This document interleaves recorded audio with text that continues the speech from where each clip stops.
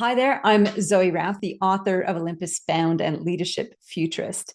And I'm delighted to be here to answer a few questions for the interview. So let's get into it.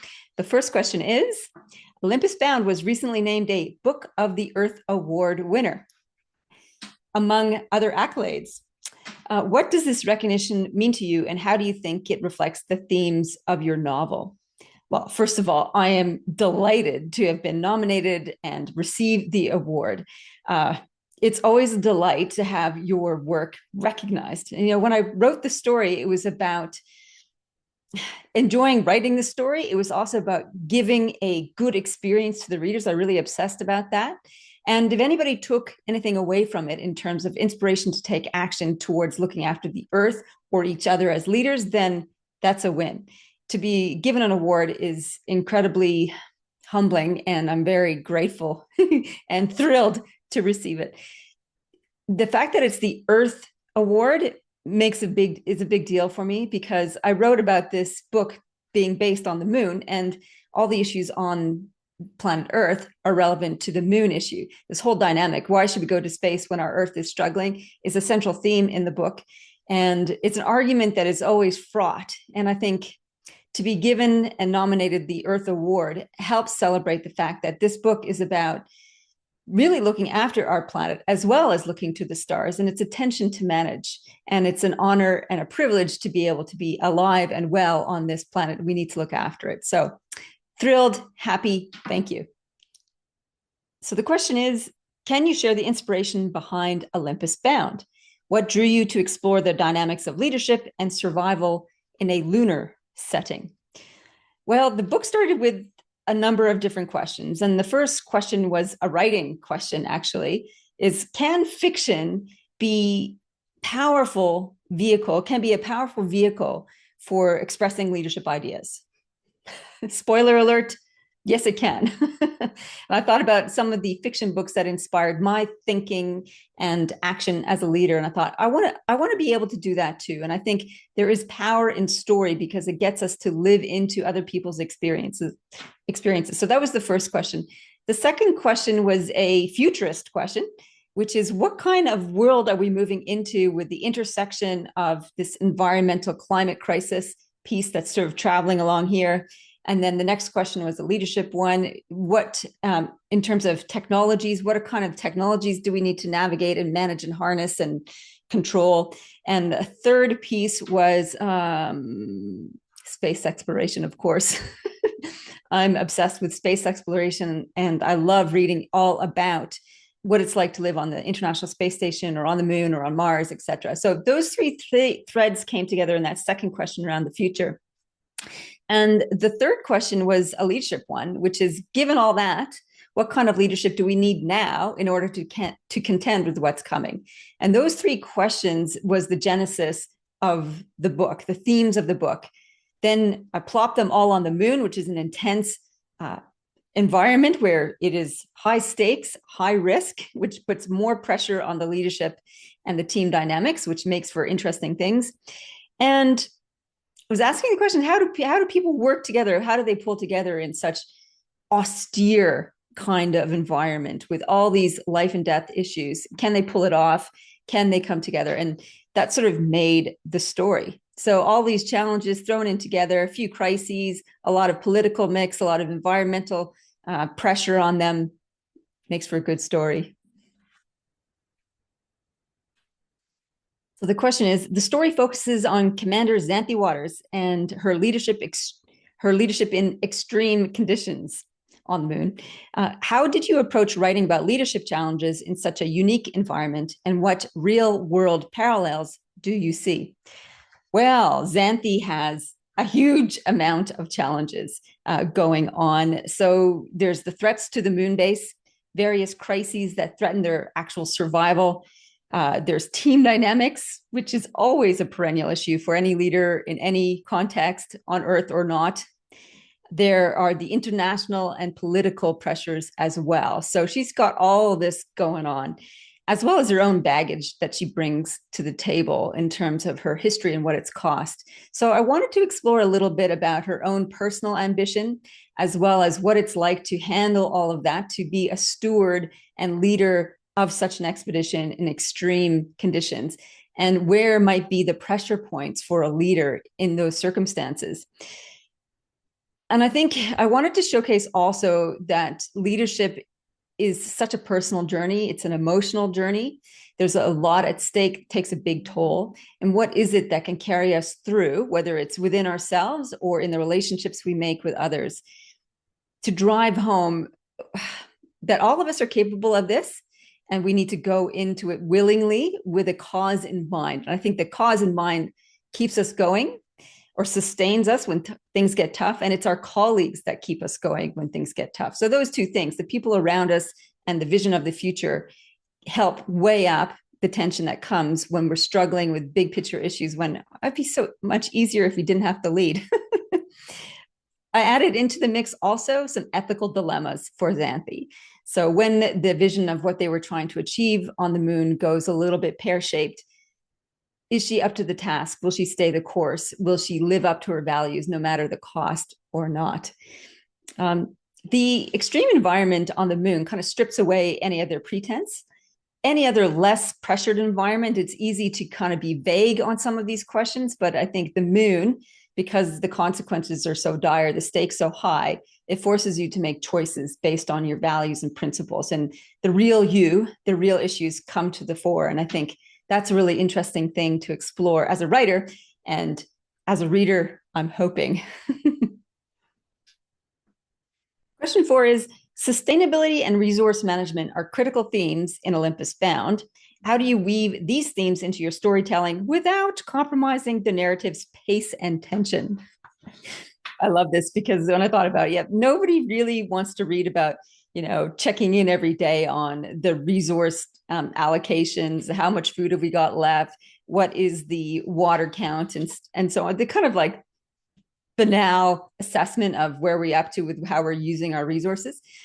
What makes it interesting, actually, is when you put those things in crisis, when food goes missing, when production isn't up to scratch, and all of a sudden we're getting pretty hungry, or when we lose 2/3 of our water supply. What are we going to do about that? So that kind of pushing our resources to the edge of survival makes it powerful enough of a story. And just like climate change can be a slow burn, pardon the pun, and a warming planet simply a theory until you have all these fires around the world and things are catching a light around you. And all of a sudden it becomes rather important to have a conversation and to take action around it. So that's what I wanted to showcase with the resource kind of thing, is that crisis pushes us into awareness. From a story point of view, I believe that issue plus stakes equals intrigue and pace. So yeah, nothing like a crisis to sharpen the pen and get our skates on, as they'd say in Australia, to take action to resolve the issues. Question 5 is, the novel paints a vivid picture of a lunar base grappling with its own set of ecological systems. What research did you undertake to create such a realistic depiction of life on the moon, and how did it influence your portrayal of Earth's environmental crises? Well, yeah, I love reading about astronauts in space, how they survive in a contained environment like the International Space Station, or in orbit around the planet, or even in other fiction, what it's going to be like to live on moon bases or on Mars and so on. That kind of contained environment is fascinating. And there was a project in Arizona in the 90s called the Biosphere. I think that's what it was called. And I read with absolute fascination about this experiment. So the biosphere was a grand plan. Let's build this contained environment as if we were on the moon or Mars or whatever. Can we create an ecosystem that can sustain human life for a period of, I think they were in there for almost 2 years. So could they grow their own food? Could they have this whole ecosystem work for them? And they had different little areas around the biosphere. They had a pond where they had fish. They had, I think, did they have animals in there? I can't quite recall. And they did grow food, and they were very hungry.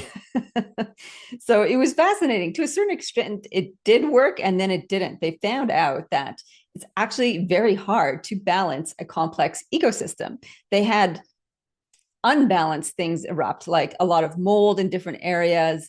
It was hard to keep the water flowing properly and filling up with algae. Like there was a lot of crises there. And I think it was a good example of how arrogant we can be to think that we can replicate the genius of Mother Nature in a contained space. There's a lot of detail, microscopic microscopic organisms, for example, that are critical to the food chain and ecosystem. And yet we humans think that we can handle it. In terms of how that plays out with the climate crisis, I think that's part of the hubris that we think, oh, we can just do whatever and it'll be fine. There are repercussions. We're part of a larger, broader ecosystem. And if we don't consider our actions and our contribution to that system, it can upset the system out of balance, as we're seeing with all these volatile storms around the planet. So we're part of nature. We cannot necessarily control nature. We need to live with harmony with it. So question number 6 is, one of the elements that stands out in your book is the diverse crew of characters. Why was it important for you to include a variety of backgrounds and perspectives, and how did this diversity enhance the narrative? Yeah, there's people from all over. And I think this stems from my childhood. I grew up in Winnipeg in a very multinational school, and I was used to going to school with people from all sorts of different backgrounds from around the world. Coming to Australia, it was less diverse when I first arrived here. It's way more diverse now. This whole idea of diversity is important to Maya Garcia, who is the co-founder of Gaia Enterprises, for which the series is named, the Gaia series.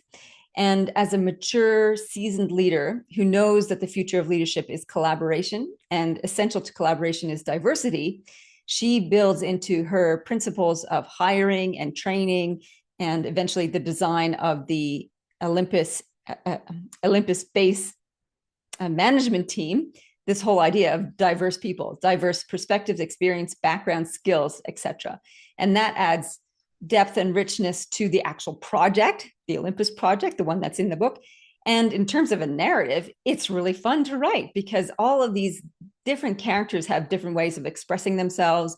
They have different ways of thinking about the challenges, their purpose, their role, how they integrate. And they have to find their way with each other. They have to clear up misunderstandings and different points of view and try to navigate those different value sets. So it creates great conflict, which is always the source of great connection. And I loved exploring that. So we have characters from England, from France, Canada, India, China, US, Australia, you name it. So it's been quite a potpourri of character and nationhoods and points of view, life experiences, value sets. And I think there is so much richness and depth to that. I had fun writing it. I hope you have fun reading it.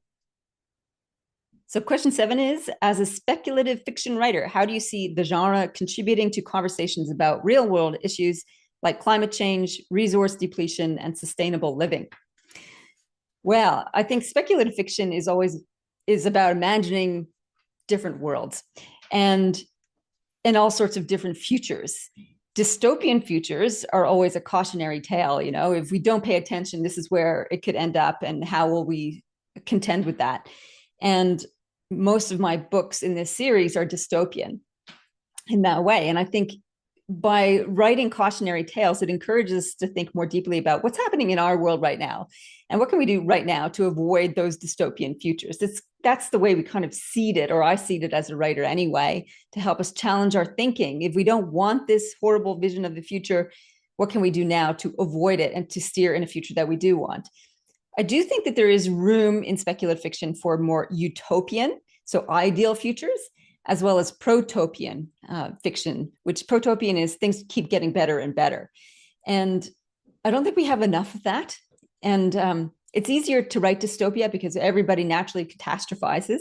But if we think about what kind of future we could create, I think there's power in that. And in fact, the last book in the series, in the Gaia series, Olympus Dawn will be a more of a protopian or utopian vision of the future. So I'll move us from dystopia into a protopian, happy, positive direction. I'm intending anyway. Question 8. Commander Xanthe Waters faces both external threats and internal conflicts among the crew. How do you think her leadership style evolved throughout the story, and what can leaders learn from her journey?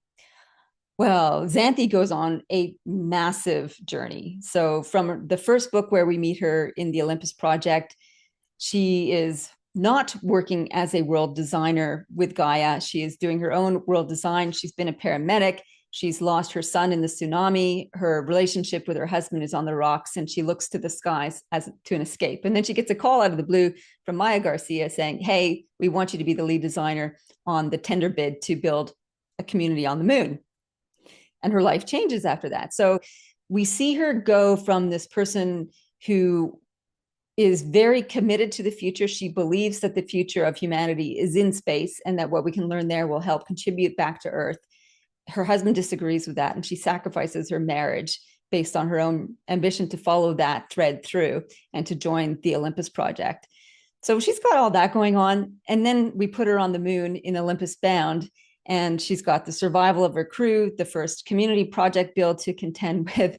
And it's tough. There's just not only the survival stuff.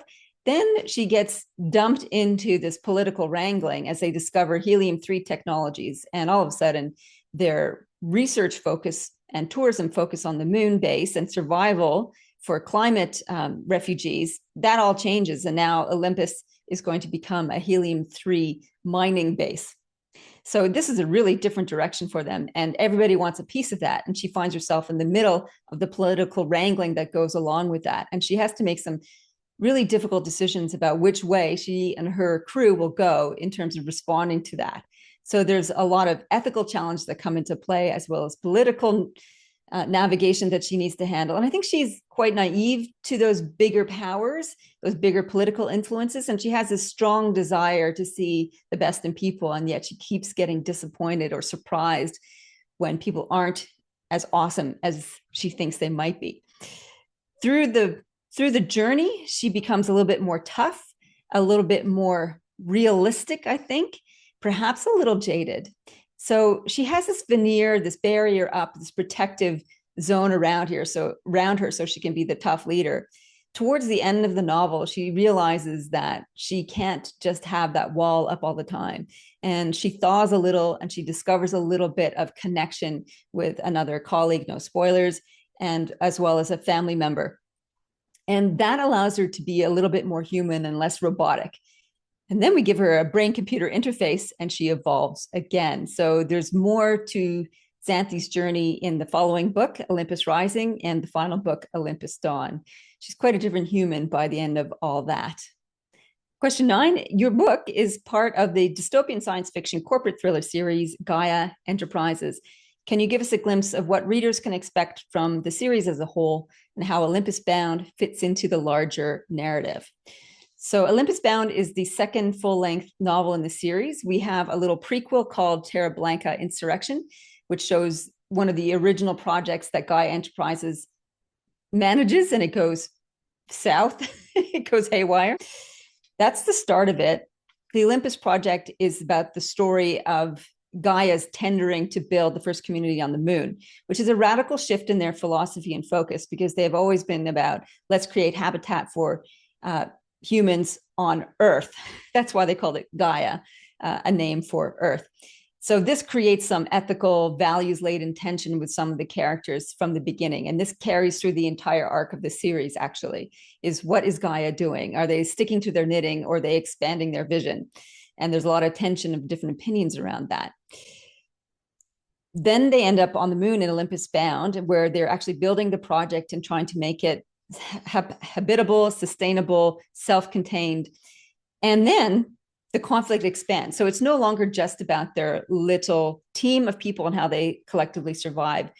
The little unit of the team is within a larger context on the globe. So while they're trying to survive on the moon, things on Earth are not going well either. So Earth is in radical crisis.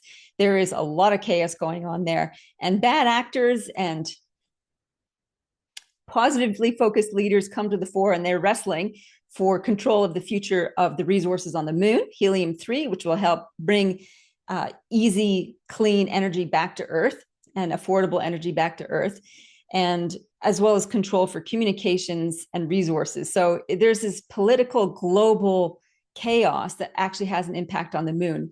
And Xanthi and her colleagues are trying to deal with the microcosm of that with the other neighboring base, Red Star base, which is run by the Chinese. And how do they cooperate or compete with each other?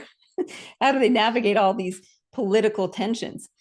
And that thread goes through into Olympus Rising, where everybody wants a piece of the power, a piece of the resources, a piece of the prosperity, all along ideological lines and some personal, ambitious, selfish reasons as well. And Xanthi and her crew find themselves trying to weave their way through that, trying to create or bring to life the future that they want to create, that they signed up for. And will it survive all these external pressures and changing circumstances? Can they actually build these collaborative, harmonious communities? Or are we going to suffer the temptations and struggles of our more baser nature? That theme carries us through to the final two novels, book 3, Olympus Rising, and the final book in the series, which will be coming out in a year or so, it's called Olympus Dawn, which is the protopian, utopian wrap-up of the dystopian future. So there's going to be a massive journey for each of the characters in terms of who they are, what their values are, what they can contend with, and what they're building together for the future. So, and Olympus Bound is book 2 out of 4 of the 4-length novels. Question 10. Lastly, what message do you hope readers take away from Olympus Bound? How do you want your work to inspire thought, conversation, or action regarding the future of humanity and our relationship with Earth? Well, I hope the readers have a great experience reading the book and enjoy the development of the characters, the challenges they face, and the resolution, hopefully, of some of those issues. The message, first of all, is that leadership is really hard. There's a lot at stake. It requires a lot from us. It asks us to really challenge what we believe, what we value, what's important to us, and weigh that up against our own personal needs, ambitions, wants, and likes. And sometimes those two things work seamlessly together, and sometimes they compete with those that we love the most. So what kind of sacrifices do we need to make as leaders to fulfill our own personal vision and personal ambition? All of that is pretty tough stuff. And then you put that into a larger ecosystem of climate crisis, the need to care for the Earth, and power games when we're struggling for the resources of the Earth, whether we see the Earth as a resource itself or whether we see ourselves as part of the Earth, I think are two worldviews that we can wrestle against. And it's an ongoing conversation that we need to continue to be having. So I think the message is, yes, leadership is hard. And we can get through that when we have a big enough why. If we care enough about the people around us, if we care enough about our planet and conserving that and protecting it and creating a little boat for ourselves in this ocean of the vastness of the universe. And it's so unique, this precious little marble, then we can stump up and we can take the sacrifices because it's worth it, because our why is too important. And along the way, we will have colleagues that can help us bring our vision to fruition. So while it can be lonely and tough, it can also be incredibly rewarding and satisfying, and it's worth it.